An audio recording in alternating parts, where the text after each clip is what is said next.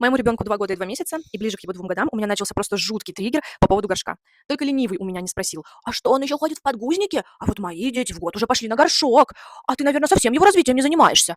Боже, помогите. Мы начали знакомство с горшком с 1,5 лет, и ближе к 2 я ему накупила впитывающие трусы, всякие детские книги и рассказы про горшок. Я показывала ему видео, как другие дети ходят.